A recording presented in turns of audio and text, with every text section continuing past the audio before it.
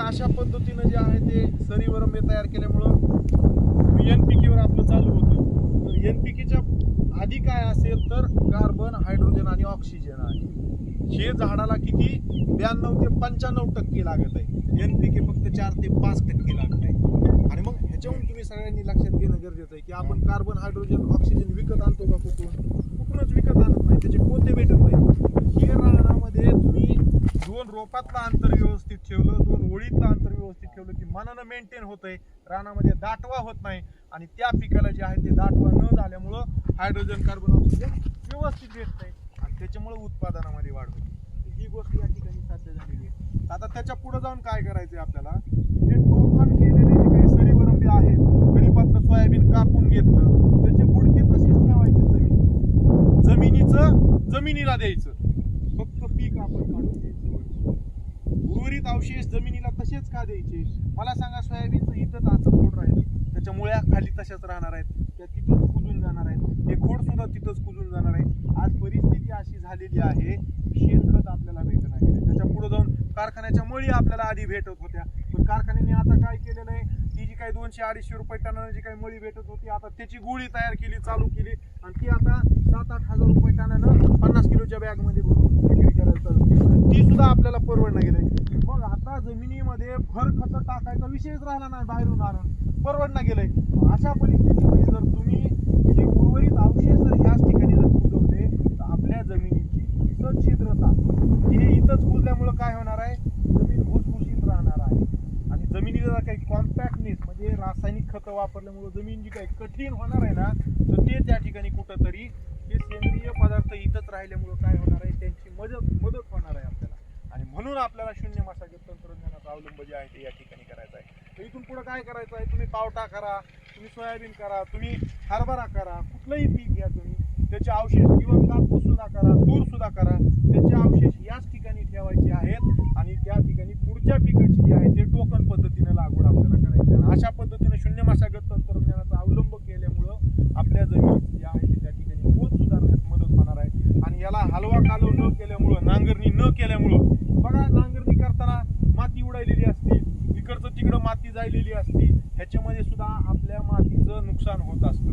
इथं जी काही सजीव सृष्टी तयार झालेली आहे किंवा कृषी परिसंस्था आपण म्हणतो, चांगले उपयुक्त जीवाणू जे काही तयार झालेले आहेत ना, ते सगळे या ठिकाणी नष्ट होतात आपण हे जे काही मशागत केल्यामुळे जे आहे, तर ते सुद्धा त्या ठिकाणी तिथं ब्रेक लागतो आणि ही सजीव सृष्टी इथंच त्या ठिकाणी हे राहिल्यामुळं आपल्याला जे आहे ते उत्पादन वाढीसाठी ते आपल्याला मदत करतात. जे उपलब्ध स्वरूपात अन्नद्रव्य नाही आहेत ते उपलब्ध स्वरूपात आणून द्यायचं ते काम करत असतात. म्हणून आपल्याला शून्य मशागत म्हणजे काहीच नाही, ही वरंबा एकदा तयार केला असाच ठेवायचा आणि याच्यावर नुसतं पुढच्या पिकाची लागवड करत जायचं.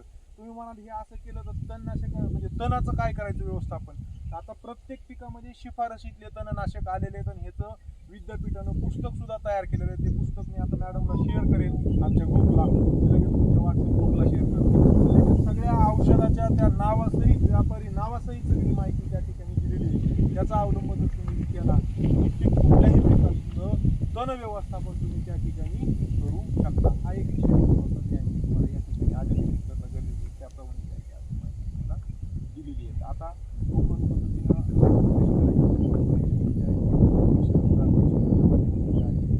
जाणून आता जेवढ्या गोष्टी सांगितलेल्या, बाबी सांगितलेल्या, तुम्हाला काही प्रश्न असतील किंवा तुम्हाला काही प्रश्न कळाले नाही, निश्चित तुम्ही विचारा, त्याप्रमाणे आपल्याला उत्तर तुम्हाला देता येईल. शून्य मशागत लक्षात आलं ना सगळ्याच्या काय, किंवा कुठल्याही प्रकारची मशागत करायची आपलं. हा मशागत करायची. हो हो समजा हरभरे केले, हो हो आणि अशी बोंड तयार कशी न करायची, हा ऑटोमॅटिक होते केल्याशिवाय हे केल्याशिवाय होते का? नाही नाही बरोबर आहे. आता महत्वाचा विषय, होते का? आता हा भुंड तयार झाला का नाही बाबा, हा भुंड तयार झाला हो, तर आता या ठिकाणी तुमचे ठिबक सुद्धा आहे. मला सांगा त्याला ठिबक नाही त्याला, त्यांना ठीक आहे, त्यांना त्या ठिकाणी अडचण येऊ शकते. मात्र त्याच्यात एक आहे की हा प्रयोग मागचे 5 वर्ष झालं आपल्या इथं लोखंडी सारगावचे अरुण देशमुख म्हणून करताय. त्याच्या पुढे जाऊन आणखी माझ्या हातावर आणखीन एक शेतकरी आहे, नागापूर नावाचं जे काही गाव आहे परळी तालुक्यातलं. आज जवळपास आता बघा 2024चा तीळ तिसरी वरंबा असा तयार केला. कधी केला?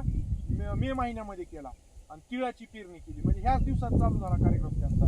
तीळ केला, तीळ काढून घेतला, पुढच्या खरीपाला कापूस केला सिंगल त्याच वरंब्यावर, त्याला हलवलं नाही, कापूस केला. कापसातलं तण व्यवस्थापन फ्लॉपी कीड वगैरे हे जे आहे ते मारून केलं.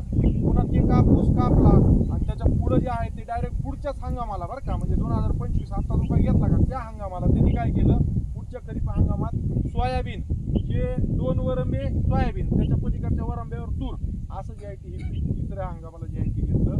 आणि आता तिथली तूर जी आहे ते आता कापायचं काम चालू आहे ना. आता पुढच्या खरीप हंगामामध्ये, आता येणाऱ्या पुढच्या खरीप हंगामामध्ये हाय अशा बेडवर जे आहे ते आता कापूस तयार करायला लावायचं नियोजन चालू आहे. म्हणजे सलग 4थं हंगाम जे आहे ते त्या ठिकाणी त्यांनी कसलाच हात हलवलेला नाही, लावलेला नाही. तुम्ही म्हणला तसं त्याच्यावर फक्त आता तुमची गोष्ट रास्त आहे ही वरंब आता त्यांचा पाऊस पडून हे ते खाली आली ना माती, तर आता त्याला काय करायचं नाही कुठाना. आता आम्ही ब्रश कटरनं आधी तुरीचे भले मोठे बुडके ते जमिनी लेगत म्हणजे एवढाले टूस ठेवून जे आहे ते कट करून घेणार, ते तुरीचे सडक तसेच त्या ह्याच्यामध्ये पाडणार.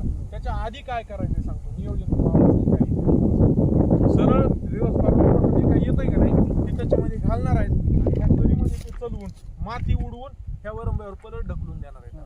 हा, एक तर तिथली चालवणार, म्हणजे तिरी जी काय तिथली जी असते ना उसाला माती लावायची, एक तर ते चालवायच्या किंवा सरळ सरळ रिवर्स फॉरवर्ड रोटर आम्ही चालवणार आहे आणि ह्याची खालची सरीतली माती उचलून परत वरंब्यावर आम्ही ढकलणार आहे आणि ते कापून घेणार. हे नियोजन आमचं आहे.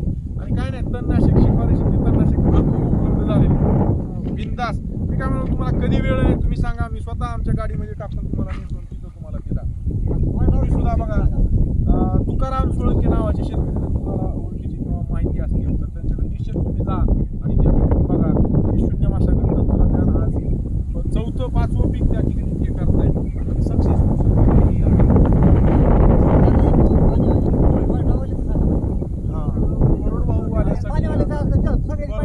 आपल्याला पर्याय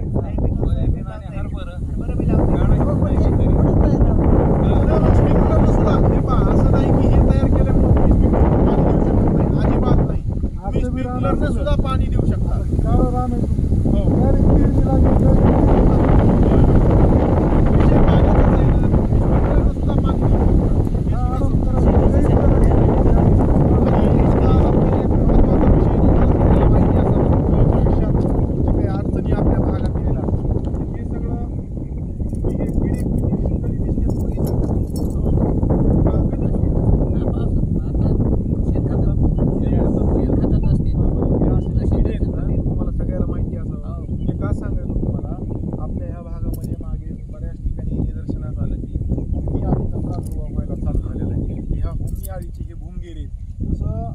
माणसामध्ये किंवा जनावरांमध्ये नर मादीचं मिलन झाल्यानंतर लेकर होतात, सेम हीच परिस्थिती ह्या सुद्धा किडीमध्ये असते.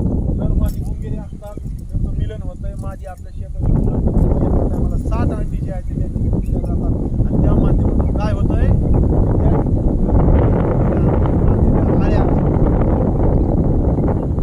लक्षात घ्या, ज्या ज्या ठिकाणी बोरीचं झाड आहे, शेवग्याच्या शेंगाचं झाड आहे, कडुलिंबाचं झाड आहे, त्या ठिकाणी तुम्हाला ह्याचा आउटब्रेक आलेला दिसेल.